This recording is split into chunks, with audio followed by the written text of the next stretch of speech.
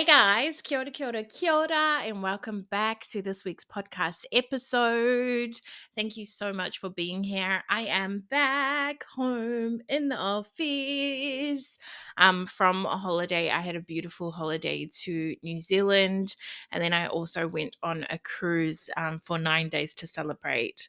One of my best friend's mom's getting married, and she was kind of like a mother. Well, she is like a mother figure to me. I don't think I really talked about this, but there was a point where I was homeless, and um, my best friend kind of took me in, and her family took me in, and which is crazy because I was thinking about it on that trip. So I watched them get married and stuff like that. She did such a beautiful speech. This was in Vanuatu at the most beautiful resort, and she did her speech and she was like, my whāngai daughter. And I was like, oh my gosh, like just reminiscing on kind of, the hard moments that she was really there for me and the family was there for me. They're like family. But yeah, it was just so beautiful. And I was thinking about a time and, I said this to her as well. I was like, fuck, like, when I didn't have a home, you guys gave me a home. I met my best friend I was working at Qantas in the call center at the time, and we became friends. And like, we weren't even friends for long before she offered that I moved into her house because I needed a place, and I lived in her garage. And it was just, yeah, it's crazy. Like, just being, they actually treated me like family. Like, I wasn't just some girl that lived in their garage, right? It was family. And we had fucking cool as memories and just really fun times and Christmases. And I think it was like my first time where I learned so much from them. Like Christmas, I think one Christmas we sat around and we did like a Secret Santa kind of thing. And then we all got our presents, and I started like unwrapping mine already. And they're like, what are you doing? Like, we go one by one and everyone watches and stuff. And I'm like, like, because you guys know I didn't celebrate Christmas growing up. So I don't really know, what was the procedure? What was the procedure? You know? So yeah, they taught me so much. And, I came from the hood as well. So just different things. There was just funny things that, I would say, and they'd be like, no, or they'd teach me about. So yeah, it was so beautiful. And also as well, when I got fired from I just realized the camera is falling. Sorry. If you are listening to the podcast, you're probably like, what's happening? But the camera just fell. So I'm just going to pick that up for our YouTube watchers. So yeah, then when I got fired from being a flight attendant at Qantas, her mum was actually the one who came to the meetings that we had and really advocated and stood up for me, because I was really, at that time, I don't think I was not who you see today. I wasn't very confident in myself, or I wouldn't stand up for myself, and I would just cry. Like, I cried a lot, and really didn't know my rights or anything like that. So she came to all those meetings. She spoke for me, really advocated for me and my side, and how amazing I am and why I should keep the job. And she was even to the point where, I'm going to take this further. Like, so she's freaking incredible. Amazing mother figure to me. So it was beautiful to witness, her wedding, and to hang out with all the family, see my best friend and one of the other girls, Nicole, and hang out with Jess, which is her brother, and, meet her husband's family and stuff. It was just a really, really beautiful time. So that was incredible. The cruise itself, so many people have asked me about this, would you recommend it? And I'll just quickly say, we were on a 9-day cruise. I think if you are going to book a cruise, make sure you book during good weather, because the weather was quite bad. There were moments where the boat was freaking shaking like crazy. It took a while to get, like, I don't get seasick often or at all. But on the first day I was feeling it. I was like, wowzers. And I had to get seasick tablets for Metz as well, because he is really feeling it. he got quite sick. But yeah, you actually, like, I thought we wouldn't feel the movements of the boats, but you feel it. You wake up in the morning, you're just swaying side to side. So if you have motion sickness, I don't know if I would recommend it. But yeah, the weather wasn't that good, so there weren't really much days where the sun was shining all day. It's always windy because obviously we're on a boat, we're sailing in the middle of the ocean and trying to get to another place, so there was a lot of wind. um but I think it was like it's fun. There's activities on board. You have your accommodation. You travel to other places. All your food is like included in the price. I think me and Mets, we paid about $2,000 roughly each, and we had a balcony room. um and balcony room was really good for we didn't really use it that much because it was really windy, but for moments where we would go in the pool and then we'd leave like our wet clothes outside to dry, and then we'd come back and they were dry. One day I actually went back, and because it was windy as, and I was like, oh my gosh, I forgot about my clothes. It was like my underwear and stuff like that that I was washing in the basin because I didn't go down and wash my clothes, whatever. And then I went out and they were like flowing everywhere. I was like, I hope nothing went into the ocean or to the next door neighbors or anything like that.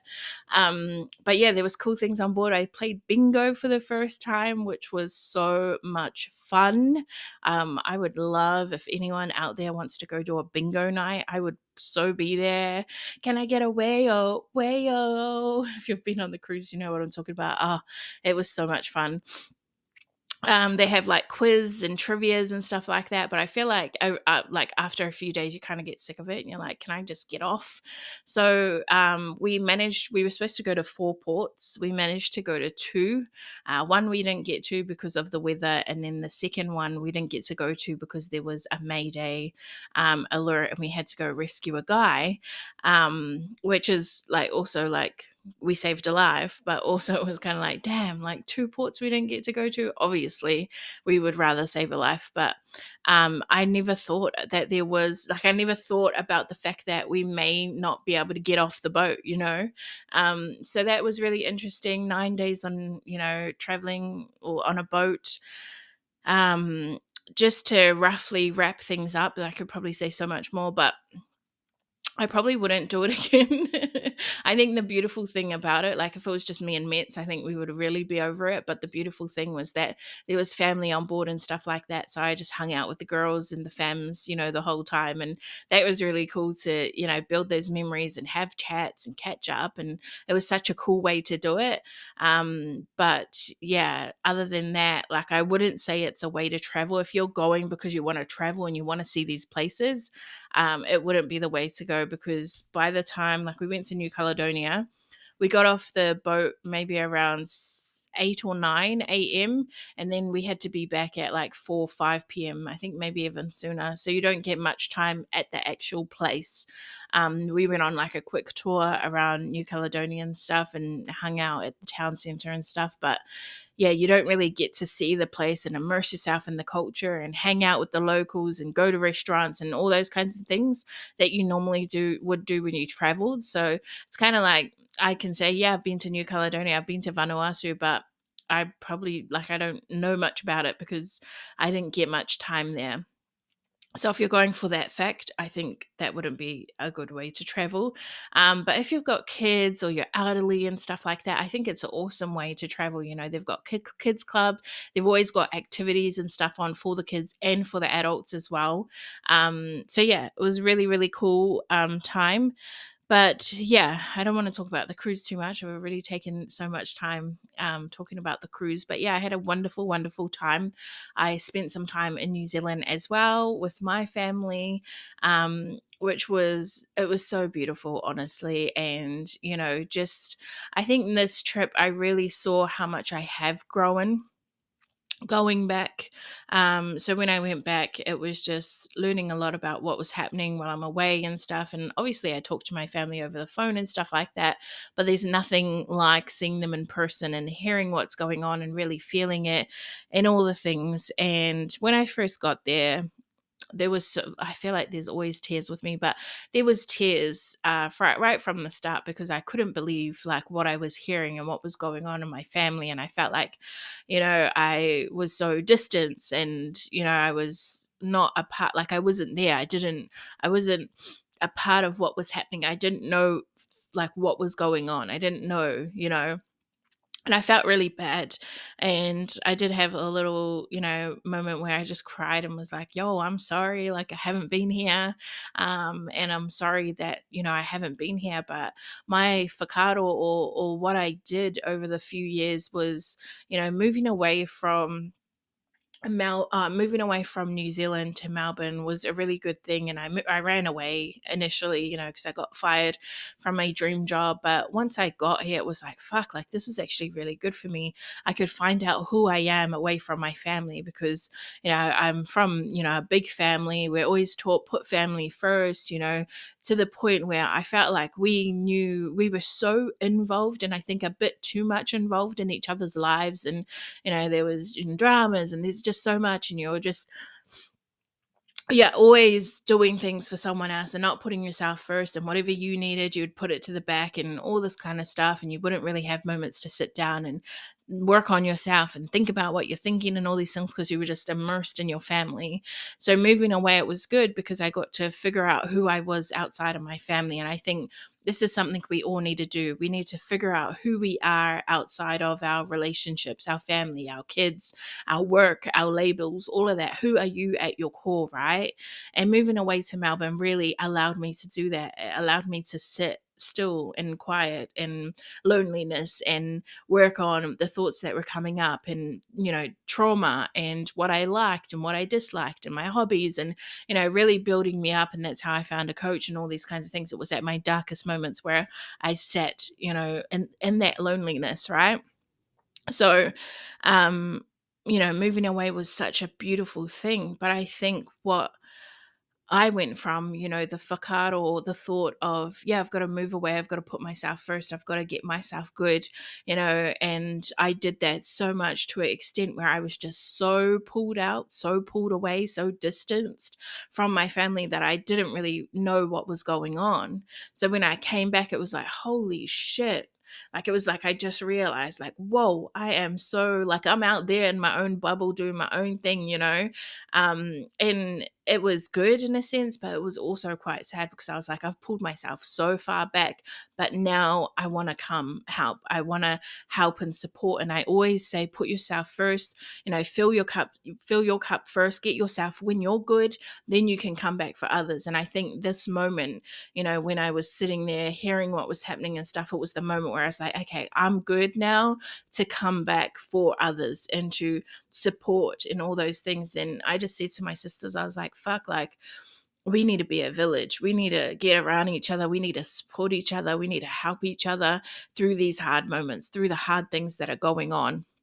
And I don't think we've ever really done that, before. It's been, like, yeah, we haven't rallied together and had hard conversations and all the things, right? So saying that as well, like me being like, okay, I'm here now. What can I do? How can I help? Because I'm good.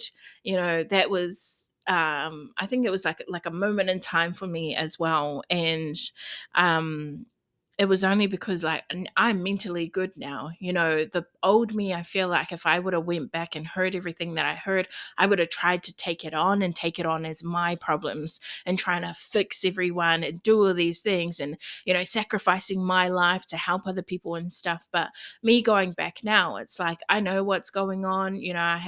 I'm mentally good, to kind of hear things out, support people and stuff. But I know that, like, there's nothing I can do, right? I can't control, we have trouble controlling our own damn selves. How are we going to control a whole nother person, right? So I can't control these people, but what I can do is I can support them.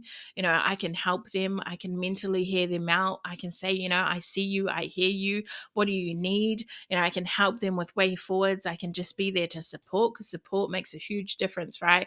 And really rallying together to build this village. So yeah, it was a different time for me, and I feel like I'm in a different space in my life where I am good to take those things on, because in the past I'd be like, yo, like, I'm sorry, but I'm going back because I got to get me good first, right? And I feel like I'm really good and I'm in a good space where it doesn't, what's the word? It doesn't disrupt my life, obviously, like when things are going on with your family, you feel the feels and all the things, but I don't allow it to be my problem or that I have to fix it. It's like, no, I can support you, to help you, get to where you want to be. And I think that's what we do sometimes, that we take other people's problems on as our own, and it's like, it's not our problem, it's not our thing, it's not our fight to fight, right?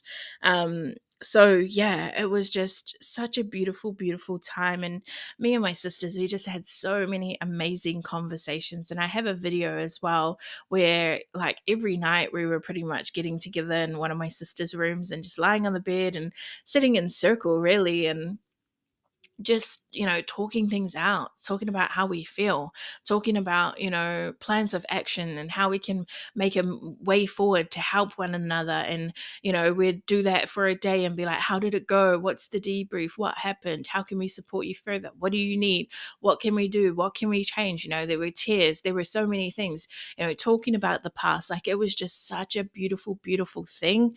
And this is, it's just going to make me emotional, but this is the work, the work that I've been doing, that my sisters do, and my sisters are so freaking wise as well. Like, but this is it.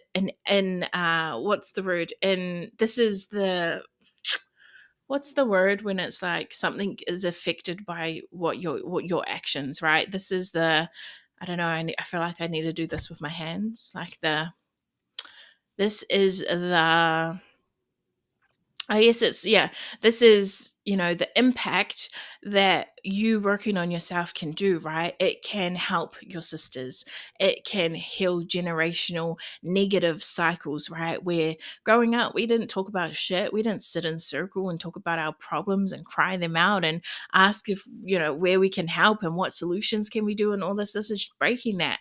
It's like we used to shove shit under the rug, a big fight would happen and we'd never talk about it again. Or, there'd be dramas or people would be talking behind each other's back and it wasn't out in the open, and we'd really struggle to confront one another or just talk about, actually that wasn't good what you did, or I don't like the way you're doing that and shit like that. Like, we were breaking that and we continue to do so. And I think this is the impact of the work that I've been doing, the work that, it's like, yeah, the work that I've been doing and my sisters and stuff have been doing, this is the impact of it, that we are breaking those generational cycles. And this is what you can do in your life as well. If you're not working on yourself, or you're thinking like, I want to work on myself, but I can't, and all this, think about your kids, think about future generations, think about your siblings, especially if you have younger siblings. My younger siblings, when I talk to them, I'm like, you guys are so fucking wise. Like, I learned so much from them. And we were also having a conversation at like how we were like, well, if you're younger, you need to listen to me because I'm older, or like I'm the boss because I'm the mom, like stuff like that. And it's like, no, sometimes you can learn so much from kids. And I learned so much from my younger sisters. They just, yeah, they honestly teach me so much. And you can learn from anybody. You're not better or bigger, or there's no hierarchy, breaking that hierarchy that we have, that, you're a child, so be seen and not heard and don't talk and all the things. It's like, no, please talk. Talking to my nephews and nieces, please tell me, please call me out. My some of my nieces and nephews, honestly, they're just like asking questions with everything. And I'm like, damn, when I was your age, there was no questions asked. It was like, if you were told to get in the car, you would get in the car. You wouldn't know where you're going or whatever, right? But they're like, no, but why are we doing that? And why do I have to go to bed at this time? But why? But why? But why? But why? And it's like, fuck, you have to answer that. Like, right? Like, you wouldn't not answer it if it was somebody else. Like, treat them like a person, because they are a person and they're a beautiful person and they mean so much to you. So, and you're teaching them, you're just teaching them really good habits. Communication is so, so important. A lot of the things that we came up with was like, okay, cool, let's do this, but it's communication at its core. There were some conversations we had, and I had a conversation with my sisters as well, um, about things that I do, and they were like, why, um I'm being really, like, I'm not really talking like names or actual things. And it's just because I think it's, firstly, I can't really out anybody else's business, but for me it's still things that I'm currently working on, and I don't really talk about things unless I've fully worked on them, because I want to talk from a healed place, as opposed to, my coach talks about, like, I don't know where she got it from either, but I don't think it was hers, but like, imagine you have like, uh what's the word, what, why are these words not, you've got a knife cut in your arm, right, and it's bleeding, and your arm's bleeding, and you're trying to talk from that bleed, from the knife, the pouring blood, the franticness, the stressed out, the worry, all that kind of stuff. Imagine you're trying to talk from that. But instead, what about when it's a scar? And I've actually got a scar here on my arm from a time when I pushed a window open, and yeah, anyways, so talking from that scar, it's already healed up, and you're just talking from it, right? And I like to talk from the scar, and I think at the moment it's a bit of a bleeding wound. That's a wound, right? So anyways, they were asking me questions about a certain situation that's happening in my life at the moment, and I, just told them, everything, and cried and all the things, and really went deep into my reasoning and why I, all the things, right? And they were all like, wow, like, they had no idea, and I thought that they knew. I thought that we had that conversation before, but obviously I didn't break down that way, or I didn't go as deep as I did. And they were like, wow, I can understand why you're that way, or I can understand you a lot better now, like stuff like that. And I'm like, damn, the power, like, just communication and getting really raw and vulnerable and just letting it out and telling people how you feel and all the things, right? Um, so yeah, I feel like I just wanted, to just do a little podcast, update on, how the cruise went and the holiday and stuff, but also just a reminder to put yourself first, to find yourself outside of these labels, outside of your family, your friends, and all of that kind of stuff. If you feel like, you're not getting anywhere, or there's things you want to do in your life but you can't do them because of these people or whatever, it's like, pull yourself, out and make time for you, whether it's 50 minutes, 5 minutes, 10 minutes, 30 minutes, an hour a day, an hour a week, just something to work on yourself and figure out who you are outside of all these things. And then also, if you have kind of pulled yourself away so much that you're like, damn, like, you don't know what's going on or whatever, and you feel good in yourself and you feel like you're in a good space to kind of go back and, help other people out, please go help them out if that's what you want to do. Go help and support your people, because yeah, like I said, it was like I pulled myself so far away that I just figured out, like, oh shit, I'm good now to go back, I'm good, it's good, it's safe. And at the moment I'm mentally well and all the things, to help and support. And it might change in the future where I might be like, you know what, this is a bit too much, I've got to go, because I need to, protect my energy, I need to protect my peace. But I'll be back, fam. I'll be back when I'm good, but I need to make sure I'm good first before I can help anyone else. Make sure you put on your oxygen mask first before you try help others with putting their oxygen masks on, right? So yeah, that is everything I wanted to talk about. Breaking generational cycles is chef's kiss. When I think about it, I'm like, that's what it's all about, breaking these generational cycles, negative ones.